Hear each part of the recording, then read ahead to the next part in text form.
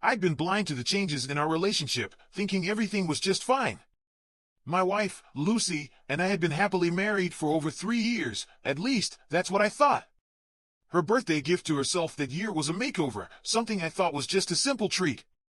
But in hindsight, I realized that was the moment everything started to shift.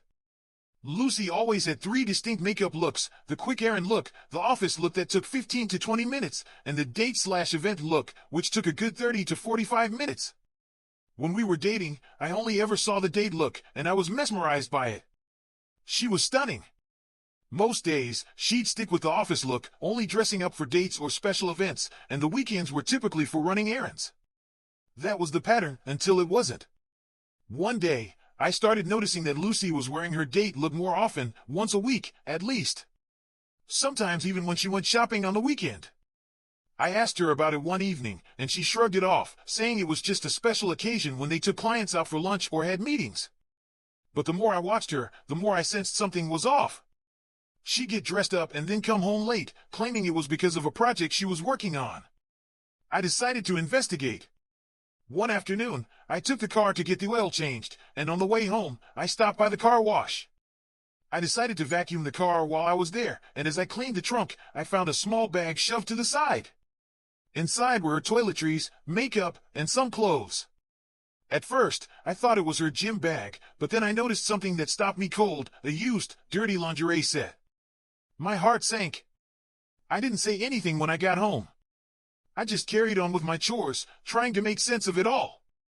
After some thought, I grabbed an AirTag and hid it deep inside one of her bags in the trunk. I didn't tell Susan, my work wife, who had become close friends with Lucy, about what I'd found. Susan and I often shared everything, the way you do with a coworker who becomes more like family. I confided in her about Lucy's change in behavior, her new makeup routine, and the late nights. I asked Susan if she thought Lucy might be stepping out on me. Susan was adamant in her denial. She insisted Lucy wasn't cheating, that it was just a confidence boost. But Susan had this nervous tick, a tell she couldn't hide when she was stressed, and I could see right through her. I didn't mention the bag to her. I didn't want her to know I was already onto something. A couple of days later, Lucy came into the shower with me and started getting playful. After we got out, she gave me oral sex, something she only does on special occasions like my birthday or our anniversary. I was stunned, confused, and my mind was spinning. I checked the bag in the trunk again. This time, there were fresh clothes and a different piece of lingerie inside. I couldn't ignore it anymore. Saturday morning, Lucy told me she was going shopping and having lunch at the mall. I decided to go with her. She tried to brush me off, saying she hated shopping with me, but I insisted. I said I didn't mind if we spent more time together, and maybe I'd look for a new dress shirt while I was there. She was visibly irritated but agreed, and we went. The following week, I slipped a note into the bag in the trunk, just in case. I had to know for sure. Thursday came, and Lucy was acting differently. I asked if she would be home on time, and she wasn't sure. She told me she'd call if she had to stay late. At 2 p.m., I saw her location had shifted.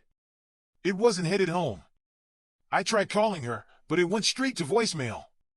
A text came through saying she was in a meeting and would call later. I wasn't buying it. I texted back, saying I was in the area and would bring her a snack and a latte. The AirTag now showed her heading back toward the office. I grabbed her latte and a sticky bun and drove to her office. I arrived just in time to see her run for the door. I caught up with her in the office and handed her the latte. She seemed flustered, and I said I'd see her at home later. By 3 p.m., her location was moving again, this time in the same direction as before. I sent her a quick text saying, "I love you," with a big heart emoji, and moments later, she replied, "Me too." The bag stopped moving. 10 minutes later, I tried calling her again, but she didn't pick up. Shortly after, my phone started blowing up with messages from her, begging me to pick up. She got home, and I asked her point blank how long she had been seeing someone else. I told her I had noticed the changes, but it wasn't until I found the bag in the trunk that I knew for sure.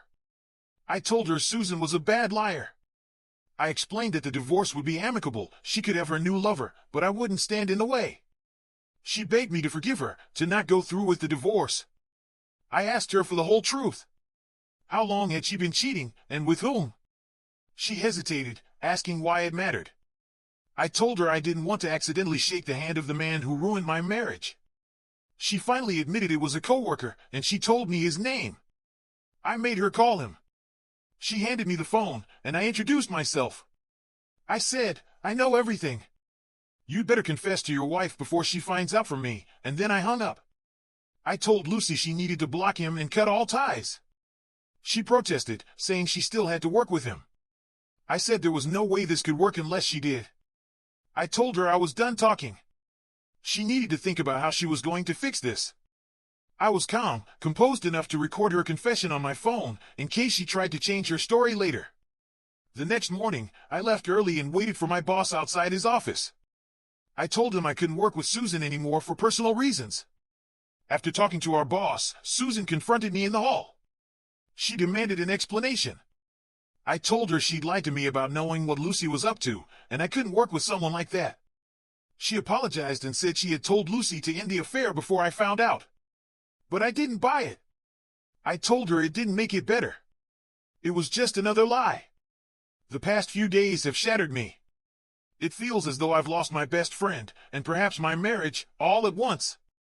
I've discovered the unthinkable, the name of my wife's lover, and tomorrow, I will send a copy of her confession to his wife.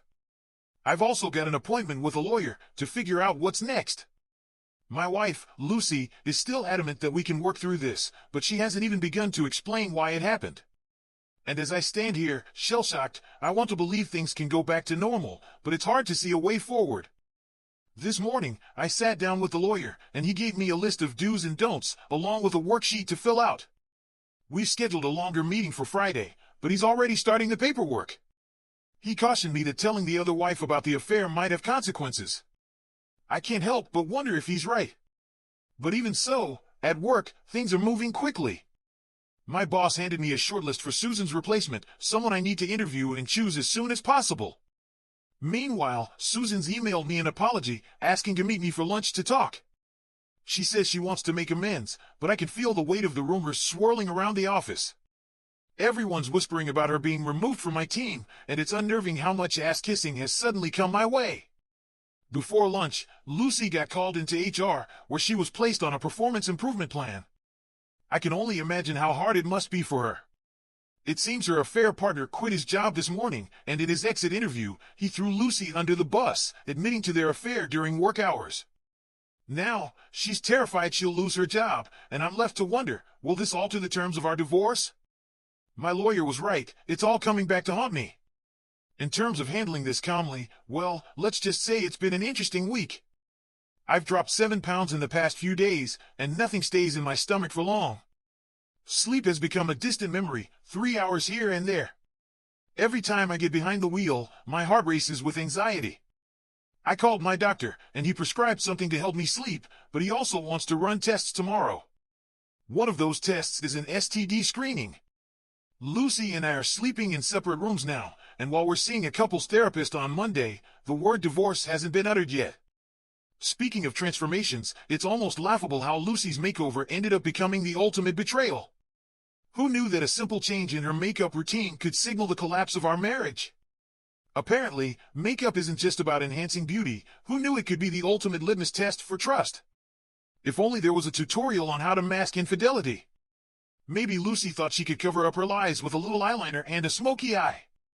As for Susan, well, deception seems to be her real talent. I'll never look at lipstick the same way again. Now, back to Lucy. She's playing a dangerous game, mixing business with pleasure, and she's about to get a harsh reality check. It seems her affair partner took leave work at work a bit too literally, straight to HR. If only she knew how high the stakes were. This is a game where the consequences are career-ending and marriage-ending, too. As for me, well, the weight loss? It's not exactly a diet I'd recommend. Marital stress seems to be the fastest way to shed pounds, though I doubt that's what I had in mind. It's been a lot to process, and I'll try to keep it brief. Sunday dinner with Lucy's parents was a bombshell. Her family is conservative, and when she admitted to what she'd done, her father grilled her at the table, then tore into her privately. On the ride home, Lucy cried, saying her father now hated her. Since then, her mom has only communicated with me through Lucy's sister. Therapy has been its own challenge. I went in feeling like I already knew the answers to the test, but Lucy finally gave me a timeline of the affair. I had a list of questions that needed answers, questions I never imagined I'd ask. Did they do this or that? Was he better than me? How often did they meet? Did she trash talk me? Did she even care about me? It felt like a barrage of gut punches, and the answers, well, they just didn't ring true. Now, I don't believe anything she says. Lucy and I talked about what needs to happen next. She has to confess to both of our parents, and we have to figure out what comes next for us. The therapist offered some advice on moving forward, but the reality is that we're running out of time. The one thing I can say for sure, Lucy never blamed me for what happened. She didn't say I wasn't fulfilling her needs, at least not in front of me. As for my parents, the conversation went much smoother. My dad, stoic as always, simply said he was disappointed in her. For him, that's as close to condemnation as it gets.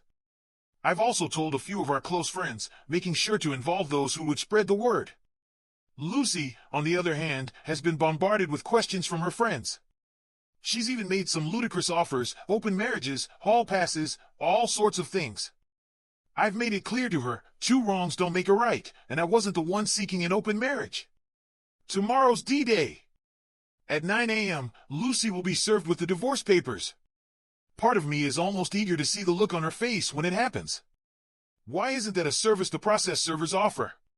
Should I update this post afterward or start a new one?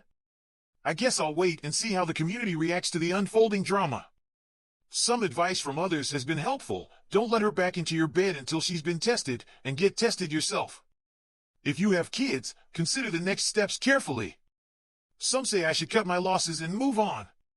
But it's baffling, how can someone who supposedly loves you do this? The amount of effort it takes to lie, manipulate, and deceive someone is staggering. The depth of betrayal can never be underestimated. The idea of reconciliation might seem tempting, but given the situation you're facing, it's hard to imagine how that could even work. And I get it, it's tough to even consider. But trust me when I say this, don't entertain the thought. It's time to get out, walk away, and find someone who truly respects and loves you. As for your so-called friend, Susan, forget her. She was never your friend to begin with. She used you just as much as anyone else in this mess. Here's the update, and it's a doozy. The wife of the man my wife had the affair with? She's heard my message loud and clear. Lucy's phone has been blowing up ever since. Seems like the affair partner's wife isn't sticking around. She packed up her 3 kids and checked into a hotel, and once she gets her lawyer's advice, she's out of here. She's even moving 200 miles away to her parents' house. She left a voicemail that would make a pirate blush. Imagine the firestorm that must have been. The tension was palpable when we sat down for family dinner, the air thick with unspoken truths. If only they'd served truth serum instead of gravy, maybe things wouldn't have felt so nauseating. And therapy? It wasn't so much a session as it was a Q&A with me at the hot seat. I got answers, but they were answers I never wanted to hear. Some questions? Things I never should have asked. Things that I never could unknow. But here I am, still processing. And then there's Lucy's offers. Let's just say, they were laughable. Bargaining her way out of an affair? Offering open marriages and sexual favors? As if these would somehow erase the betrayal, erase the pain. It's like some twisted Black Friday deal. Open marriage? More like opening Pandora's box. As for her affair partner's wife? She's clearly not interested in playing nice. She's got a point to prove, and she's proving it loud and clear. Now, to recap. I found out about Lucy's affair with a coworker. I confronted her, and she confessed, begging for forgiveness. She promised she'd do anything to save the marriage. But I had to make her call him. I made sure she handed me the phone and I introduced myself, told him to come clean to his wife, or else I would. And then, I hung up. The whole thing, recorded. I sent that confession to his wife. A cold, harsh move? Maybe. But it felt right at the time. I made Lucy call both our parents and confess. My parents were upset, but hers? Her parents practically disowned her. Then came the real fallout. The affair partner? He turned in his notice. And in his exit interview, he threw her under the bus. Apparently, their trysts happened mostly during work hours, on company time. I wasn't going to let her off easy, though. I met with a lawyer, got the divorce ball rolling. We went to therapy, where I asked all the uncomfortable questions. How many times? Did she use protection? Did they trash talk me when they were together? I didn't believe her answers. How could I? After all the lies, I couldn't believe anything she said. Then she came at me with more ridiculous offers, open marriage, hall passes, all sorts of twisted things. I turned them down flat. I didn't want that. I didn't want any of this mess. Last Thursday, she was served the divorce papers. And let me tell you, I dodged her calls all day long. When she finally showed up at my place, it wasn't pretty. I had a couple of neighbors with me as witnesses, and they saw it all.